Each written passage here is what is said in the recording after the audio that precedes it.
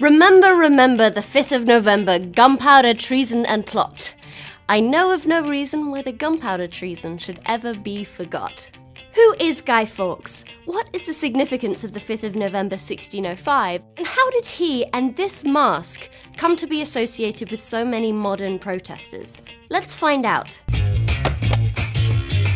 Guy Fawkes was born during the reign of Queen Elizabeth I.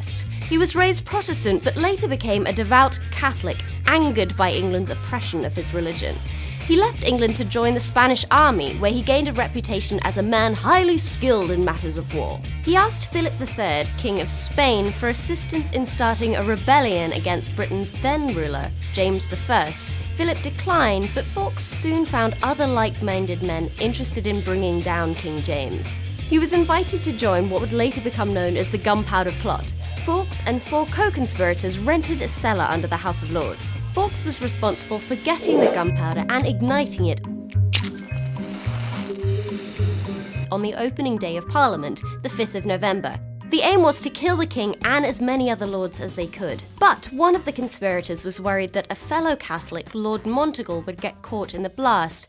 So he sent an anonymous letter to Monteagle, warning him to stay away from Parliament that night. The letter was passed on to the king, who ordered the cellars underneath the House of Lords to be searched. There they found Guy Fawkes, who claimed to be a man named John Johnson. Worst fake name ever. He was standing guard over 36 barrels of gunpowder. It seems crazy from a modern perspective that people could just rent cellars underneath the House of Lords. But those were happier times. So, after days of torture, Guy Fawkes gave up his real identity and the other members of the conspiracy. They were hunted down and, along with Fawkes, executed. Afterwards, James I cracked down even harder on Catholics, and Parliament declared that the 5th of November should be used to celebrate the foiling of the gunpowder plot. Ever since then, the 5th of November has been known in Britain as Guy Fawkes Night, or Bonfire Night, where we celebrate with fireworks and the burning of a life-size figure of Guy Fawkes. Which is kind of interesting because Guy Fawkes wasn't actually burned at the stake. He was hung, drawn and quartered. What?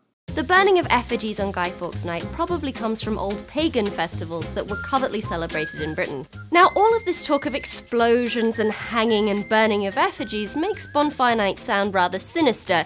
In fact, it's a light-hearted family festivity where you wave around sparklers and eat potatoes that are baked in the fire. It's kind of like a cross between July 4th and Thanksgiving, and Guy Fawkes and his heinous plot are just an excuse to celebrate.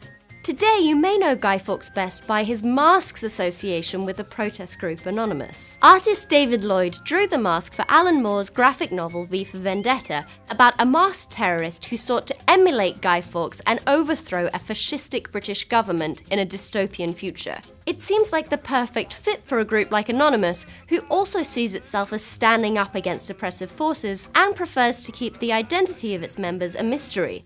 But it turns out that Guy Fawkes' ideology had nothing to do with why Anonymous chose the mask. According to former Anonymous member Greg Hausch, in 2006 the Fawkes mask was one of a number being considered to represent the group at live protests. Other contenders included a Batman mask and a classic masquerade mask. It turned out that due to the recent V for Vendetta movie, the Fawkes mask was cheaper and more readily available. So it turned out that practicality and not principle was the ultimate deciding factor.